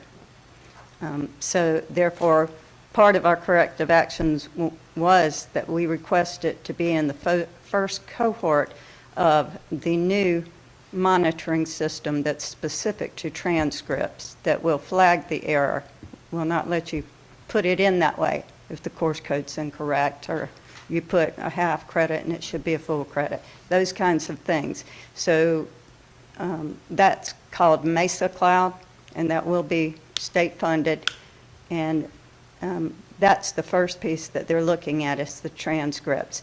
And you start training November, but we were with the first cohort with the State Department to provide that support. And we are also continuing to use the trackers, and which has helped tremendously with our grad rate and making sure that our students are on track, and that we're being very intentional about tracking all the information in one place instead of multiple places. Ms. Scott, if you would go back to the presentation where it's got the timeline, and the State Department, the next slide, yeah. The State Department has been providing ongoing training. In fact, Ms. Lauren McNair was back again this past week ago to provide training again, and with the high school counselors, along with whoever their lead administrator is over counseling. And Dr. Wright and Dr. Gamble and myself were also in there. And again, she's giving updates. Dr. Harriet is providing her monthly Padlet updates. We are training with attendance clerks monthly, sysadmins at the schools monthly, registrars. We are having open lab sessions for scheduling to assist, so that we are right there with them to help them through this process. Mr. Chair, I just have a quick question, if that's okay. Questions? So it sounds like we need more counselors. So how do we do that? Is it, what's the certification look like? Is it something we can do in-house? Is it something that someone elects to do and say, we'll send you to some, I know, I do understand that it's a specific certification. But do we have people, is there like an internal recruitment thing that we're doing? Or are we having the same problems with, just basically certified teachers that the pipeline is drying up? Is it all of the above? Is there anything unique to counselors and why we are having trouble obtaining them? That's a big, broad question, but I'm very interested. I'm actually going to defer that question to our illustrious leader. A couple of points. As Dr. Harriet said, we're probably not going to turn down the opportunity to have more counselors, so we can certainly have that discussion.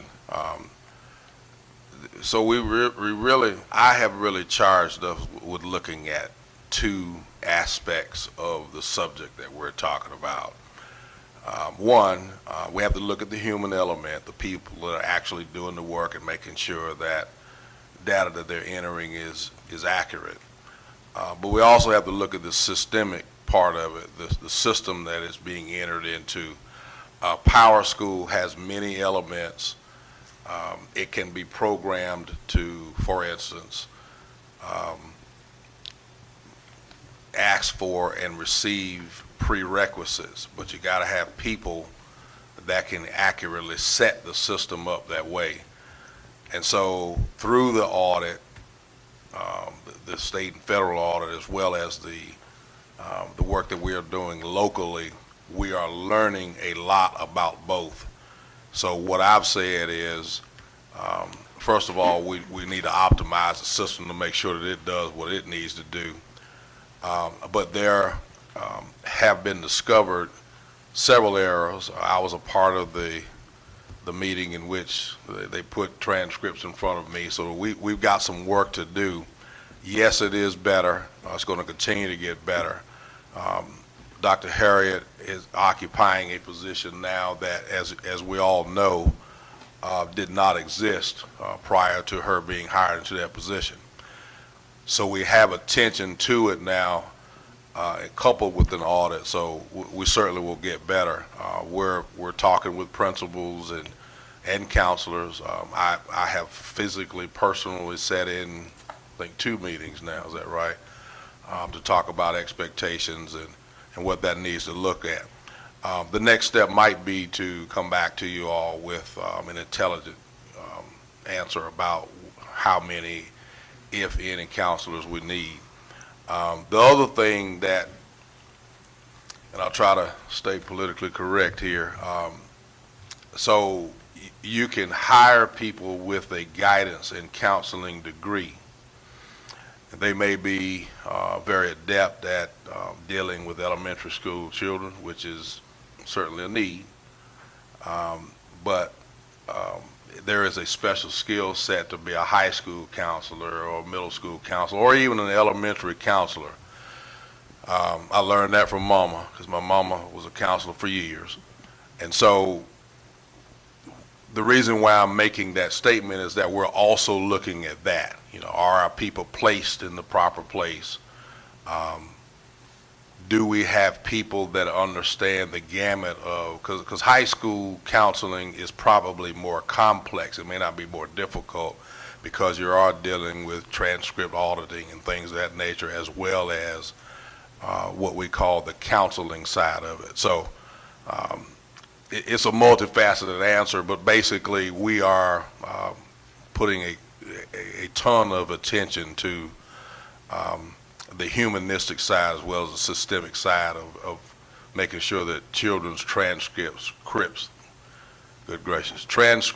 reflect what they should, and that kids are not taking multiple courses and things of that nature of the same course.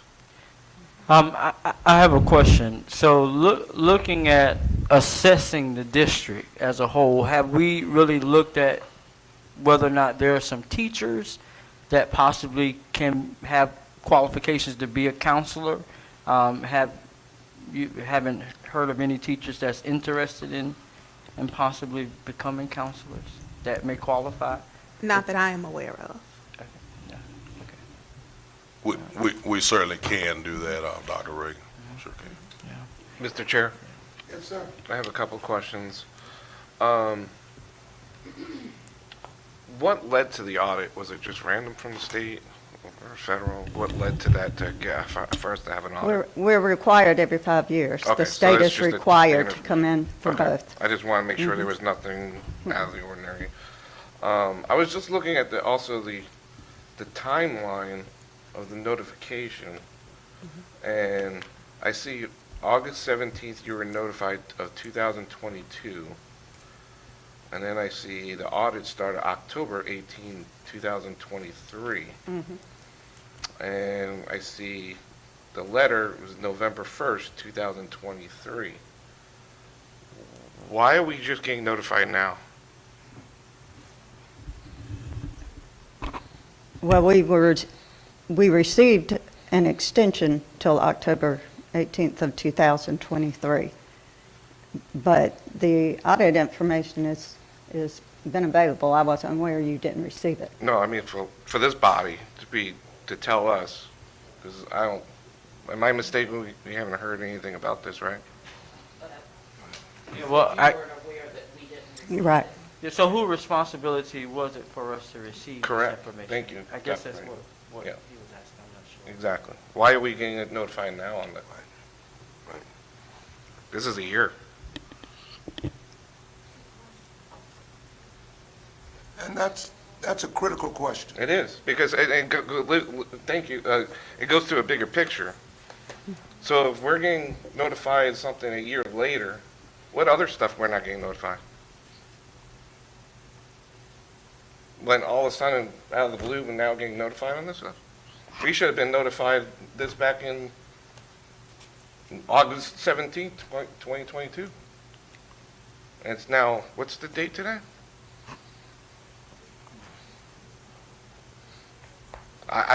District, Mr. Superintendent? I'm lost on that. Can you enlighten me? Maybe we should ask the superintendent to respond to that question for us. Thank you. Okay? I will ensure that each of these items are presented to the board in a timely manner moving forward. And Mr. Chair, so I'm hearing mixed things in terms of, do we need counselors? It almost sounds like it would be nice to have some more counselors, but the underlying question is, do we really need more counselors? And when we talked about different positions that we need, and this is one of the problems that I have, when we talk about different positions that we need, it's unfortunate that we have to ask the questions to get the answers or for it to come out. These are things I feel that need to be brought to us so that we can have a discussion around it. So I think that that is one of the other things, not necessarily waiting until it comes out through information such as this, but if you already know that there's a need, bring it to our attention and let us address it like any other position that we would look to add on to what we already have or make adjustments to what we already have. Mr. Chair, Madam? very quickly. It seems to me that, how many counselors do we have district-wide? It seems to me like we should ask them. 47. 47's a large number of very educated people. You have to take all kinds of extra degrees to get that counseling degree. It seems to me like just a simple survey. Ask them. And I would think their input would be helpful. Thank you. And just to build on what Ms. Disney just said, even asking, we can ask them, but we already established that there's a ratio, though we don't necessarily always stick to ratios, but if we're well beyond or outside of the boundaries of those ratios, it seems to me that it would be something that we would be discussing. Mr. Chair, and to Ms. Johnson's point and Ms. Disney's point, going back to Mr. Palumbo, the response from the state, et cetera, was received in November of '23. I believe what we're trying to say is had we known about it before developing a budget, perhaps that's something we could have already addressed, which would have been great during the budget process to know, oh, our ratio is way out there. And so to bring it more into line, you know, even if we had known if we just added 2 more or something like that, that it would have helped. So I think that the bottom line is if we don't know what a need is, there is not a way for us to address it. And so I would certainly love to be informed, whether it's this or something else. Mr. Superintendent, when we get pertinent information like this, the board cannot act if the board does not know. And we may have been able to alleviate some of the problems before now. What I think we got is and I'll have to go back and look, but I think we got a copy of the letter that we saw tonight. But we will certainly look at counseling numbers and what they actually are and how they're distributed and so forth, and we'll be prepared to report that at the next meeting. It's pretty easy to determine, and we can certainly do that and have it ready for you. I just want us to be cautious of the fact that while we're providing extra numbers, they got to be quality. I'll just say it that way in this room. Mr. Okay. Chair, may I? Superintendent. So what I'm hearing very good questions, coming out from this. I will say first, thank you for this information. It's critical information. I know that this board, we've put an immense amount of burden on the district, as we should. Y'all are doing a great job in key areas. We have statistics proving this. We can get better. We're going to get better. It sounds to me in this particular situation that your position was unfilled for a very, very long time. And of course, if we know what happens when we don't have people to do the job. I feel like that now you're getting positions, processes, people plugged in, empowered to monitor the process, and ensure this process has transparency and accountability. And I think to Ms. Johnson's point is, though we have almost 50 counselors, that it seems to be a large number, and maybe it's not enough for what we're tasking them to do, but are we using them the right way, the current ones we have now? And I think that that's where I believe that this information would probably be well served coming to the CIA committee, just as a regular occurrence. And I think that if we could get our hands on that through that venue, then we can ask all those hard questions and sort of stay ahead of it. And so I know this is a lot for everybody here. I mean, this board is very demanding, and as it should be, and that's probably an understatement. But as we uncover these issues, I just ask that you just utilize open chains of communication. Bring it when you see something, bring it up. And I know that you are, but just do more of that. We need to hear this stuff more often, and then we can make those decisions. So I just want to say thank you for this.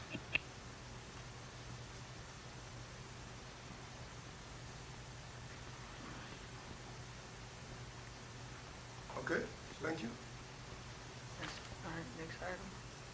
You're going to continue now? I think it's next item. That's it.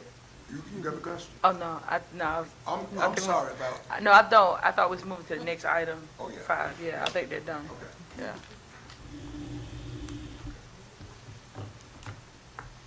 Is there more, Dr. McLeod?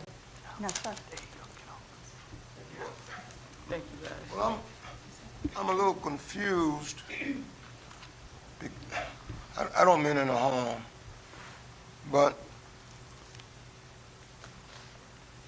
I got a call the other day to tell me that I was cited as one of the infractions. I thought that would be reported to the board tonight. And it should be, It's in the document shared. but you did not discuss it. Okay. All right. But they're not coming back, that's been corrected. They're coming back just to do a desk audit on the transcripts again. Well, Mr. Chair, if I might, I can talk about, we didn't go into specifics. It is included in the report, just like my certification is included. We didn't go into the specifics of that because it would name names, and we didn't want to do that. well, I think we need to have all of the specifics. Clearly, you're saying that there are some things we do not know even after we've gotten this report. I think we should get them. And I came prepared after I got the call to respond and at least defend myself. I don't have a problem with being called on the carpet, none at all. But I do want this board to know that I have tried to represent you in a dignified manner in all situations. I want to remind you that I got reelected to this board 2 years ago after having been off for 2 years. I was on for 12 consecutive years. I went off for 2 years, and then I got re-elected. Once I got re-elected to the board, you all decided to make me chair of the board. And that fall, when we went to the School Board Association meeting, or before we went, I got an invitation from the State School Board Association asking me to be a panelist in the chairman's orientation workshop. The chairman's orientation workshop was conducted simultaneously with the new members' workshop. I accepted the invitation, which came from the state, and sat on the board. I was honored to represent you because I was only one of 4 chairmen in this state that was asked to serve on that panel. And some of you will remember that the keynote speaker in his final presentation made reference to the comments I made in the chairman's section. I could not be in 2 places at one time. I'm close to Jesus, but I ain't Jesus. So I want you to know I brought proper documentation tonight from Gwen Hampton to certify that I was invited to speak at that chairman's workshop, and I couldn't do both. I just could not do both. And so I thought I would do best by representing you, and really thought, because I had only been off the board 2 years, I met the standard and did not have to have the new members' orientation again. It was only after that annual session that I found out that I had to redo that class that I had done some 12 years earlier. All right. If there are any questions, I'm happy to respond to them. You shouldn't have had to do the new. Sir? I don't think you should have had to do the new orientation over again, out of my opinion. I don't understand. That makes sense to me. Yeah, okay. But I just wanted to clear the record so you understand, okay? All right? Is there anything further? Ms. Scott, if you'll go to the last slide, it's showing things that are now in play. I apologize, I should say May 2024, in June 2024, in July 2024, in August 2024. I thought I'd fixed that. But these are things that have been in place this year. And as Ms. Harriet said, it wasn't a vacant position. We did not have a coordinator since 2020 that was coordinating guidance. What is cross-functional, the last one? Oh dear, it's going to be a hard answer. That is actually just the terminology that the State Department used when they come out to provide us with that soft desk audit. So it's just really them looking at the transcripts with us, giving us the feedback of what we need to do better moving forward. It's a made-up word or phrase.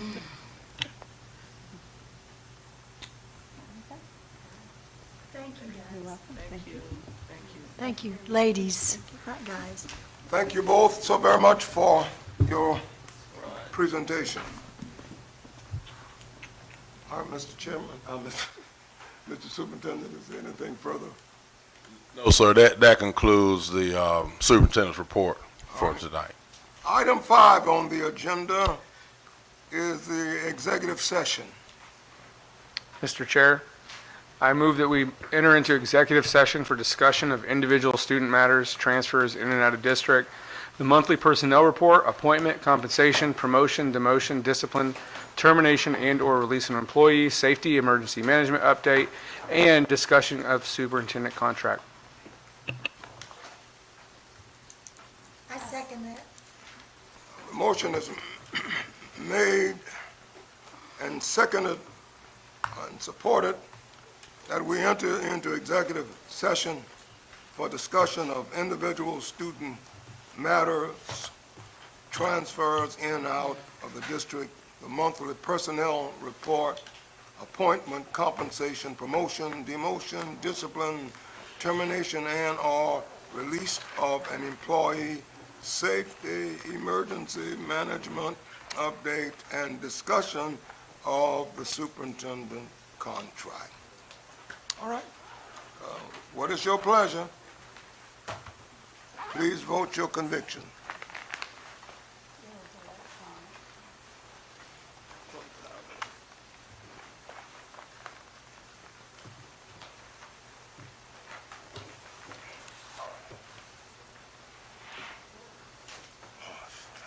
Yeah. All right. We will now enter into executive session. Ladies and gentlemen, thank you so very much for coming. Have a good evening. If you, of course, choose to remain, we'll be delighted to receive you when we return.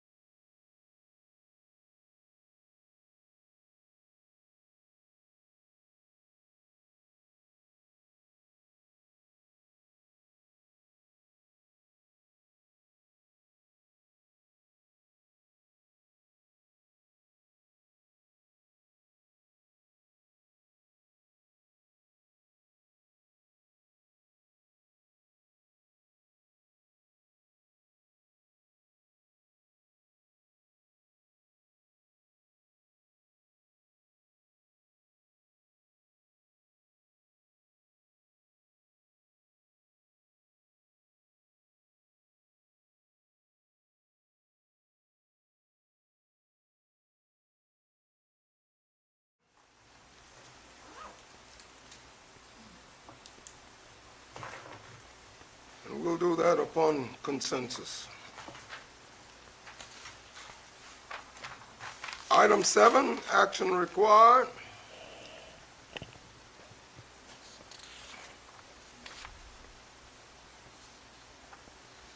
Monthly personnel report. Mr. Chair, I motion to approve the monthly personnel report as presented Monday, August 26, 2024. Motion and seconded that the personnel report would be adopted. Is there any discussion? Hearing none, you may proceed to the vote.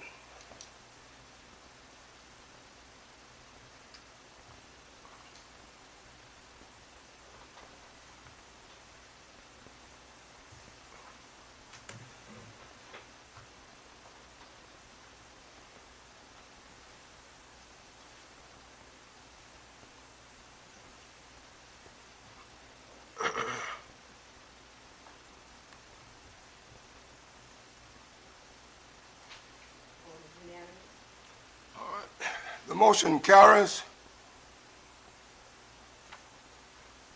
Number 8, the consent agenda.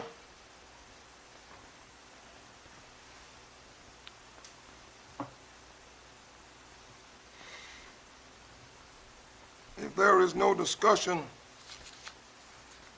the consent agenda shall stand approved. Ladies and gentlemen, as we come to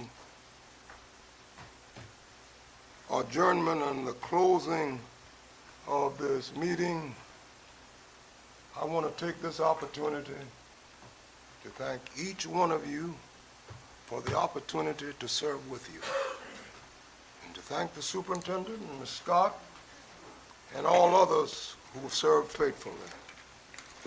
But please let it be registered that I officially resign as chairman at this present time.